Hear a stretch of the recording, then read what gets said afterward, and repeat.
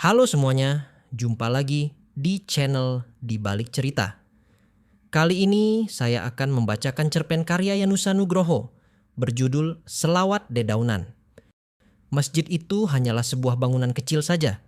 Namun, jika kau memperhatikan, kau akan segera tahu usia bangunan itu sudah sangat tua.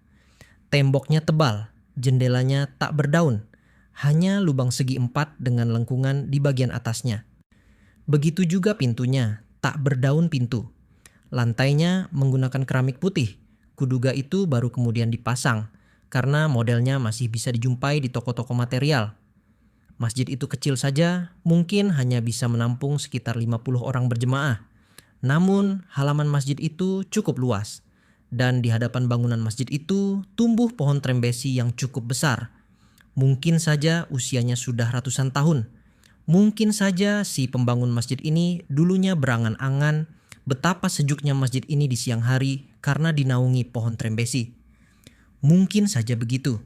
Begitu besarnya pohon trembesi itu, dengan dahan dan cabangnya yang menjulur ke segala arah, membentuk semacam payung, membuat kita pun akan berpikir, masjid ini memang dipayungi trembesi. Cantik sekali, namun masjid ini sepi. Terutama jika siang hari. Subuh ada 5 orang berjemaah, itu pun pengurus semua. Maghrib masih lumayan, bisa mencapai 2 saf. Isya, hanya paling banyak 5 orang. Begitu setiap hari, entah sejak kapan dan akan sampai kapan hal itu berlangsung. Bagi Haji Ibrahim, keadaan itu merisaukannya. Sejak mungkin 30 tahun lalu dia dipercaya untuk menjadi ketua masjid. Keadaan tidak berubah. Bahkan setiap Jumat, jumlah jemaah paling banyak 45 orang. Pernah terpikirkan untuk memperluas bangunan, tetapi dana tak pernah cukup. Mencari sumbangan tidak mudah, dan Haji Ibrahim tak mengizinkan pengurus mencari sumbangan di jalan raya, sebagaimana dilakukan banyak orang. Seperti pengemis saja, gumamnya. Seiring dengan berjalannya waktu, maka pikiran untuk memperluas bangunan itu tinggal sebagai impian saja. Kas masjid nyaris berdebu karena kosong melompong. Dan itu pula sebabnya masjid itu tak bisa memasang listrik, cukup dengan lampu minyak. Daun-daun trembesi berguguran setiap hari, seperti taburan bunga para peziarah makam. Buah-buahnya yang tua berserakan di halaman. 1-2 anak memungutnya, mengeluarkan biji-bijinya yang lebih kecil daripada kedelai itu, menjemurnya, menyangrai, dan menjadikannya camilan gurih di sore hari. Jelas tak ada orang yang secara khusus menyapu halaman setiap hari. Terlalu luas untuk sebuah pekerjaan gratisan. Semua maklum, termasuk Haji Ibrahim. Suatu siang, seusai sholat Jumat, ketika orang-orang sudah lenyap semua entah kemana, Haji Ibrahim dan 2 pengurus lainnya masih duduk bersila di lantai masjid. Haji Ibrahim masih berzikir sementara 2 orang itu tengah menghitung uang amal yang masuk hari itu. 30.000 pak, ucap salah seorang seperti protes pada entah apa. Alhamdulillah, dengan yang minggu lalu jumlahnya 75.000, belum cukup untuk beli cat tembok. Ya sudah, nantikan cukup, ujar Haji Ibrahim tenang. Sesaat ketika kedua orang itu akan berdiri, di halaman dilihatnya ada seorang nenek tua tengah menyapu pandang. Haji Ibrahim pun menoleh dan dilihatnya nenek itu dengan badan bungkuk tertatih mendekat. Waalaikumsalam, Nek, jawab salah seorang pengurus sambil mengangsurkan uang 500-an. Tapi si nenek diam saja, memandangi si pemberi uang dengan pandangannya yang tua. Ada apa? Tanya Haji Ibrahim seraya mendekat. Saya tidak perlu uang, saya perlu jalan ampunan. Sesaat ketiga pengurus masjid itu terdiam. Angin bertiup merontokkan dedaunan trembesi. 1-2 buahnya gemelatak di atap. Silakan nenek ambil wudhu dan sholat, ujar Haji Ibrahim sambil tersenyum. Nenek itu diam beberapa saat. Tanpa berkata apapun, dia kemudian memungut daun yang tergeletak di halaman. Daun itu dipungutnya dengan kesungguhan, lalu dimasukkannya ke kantong plastik lusuh, yang tadi dilipat dan diselipkan di setagen yang melilit pinggangnya. Setelah memasukkan daun itu ke kantong plastik, tangannya kembali memungut daun berikutnya. Dan berikutnya, ketiga orang itu ternganga. Sesaat kemudian, karena melihat betapa susah payahnya si nenek melakukan pekerjaan sederhana itu, salah seorang kemudian mendekat dan membujuk agar si nenek berhenti. Tapi si nenek tetap saja memunguti daun-daun yang berserakan, nyaris menimbun permukaan halaman itu. Haji Ibrahim dan seorang pengurus kemudian ikut turun dan mengambil sapu lidi. Jangan pakai sapu lidi, dan biarkan saya sendiri melakukan ini. Tapi nanti nenek lelah. Adakah yang lebih melelahkan daripada menanggung dosa? Ujar si nenek seperti bergumam. Haji Ibrahim tercekat. Ada sesuatu yang menyelinap di sanubarinya. Dilihatnya, si nenek kembali memungut daun-daun itu helai demi helai.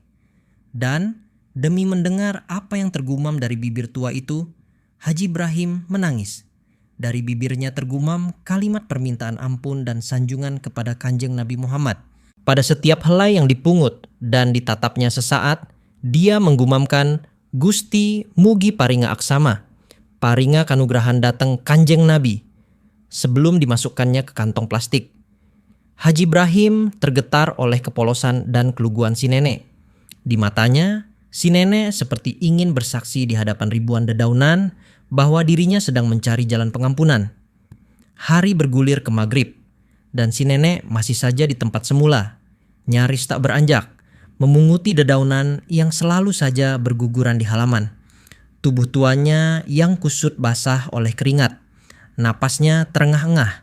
Ketiga orang itu tak bisa berbuat lain kecuali menjaganya. Ketika maghrib tiba dan orang-orang melakukan sembahyang, si nenek masih saja memunguti dedaunan. "Siapa dia?" bisik salah seorang jemaah kepada temannya ketika mereka meninggalkan masjid. Tentu saja tak ada jawaban selain entah. "Nek, istirahatlah. Ini sudah malam. Kalau bapak mau pulang, silakan saja. Biarkan saya di sini dan melakukan ini semua." "Nek, mengapa nenek menyiksa diri seperti ini?" "Tidak, saya tidak menyiksa diri.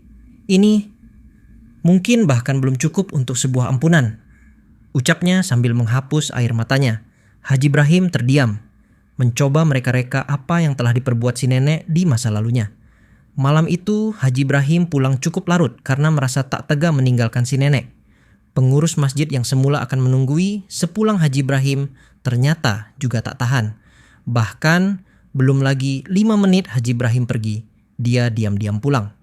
Tak ada yang tahu apakah si nenek tertidur atau terjaga malam itu. Begitu subuh tiba, Mijo yang akan azan subuh mendapati si nenek masih saja melakukan gerakan yang sama. Udara begitu dingin. Beberapa kali si nenek terbatuk.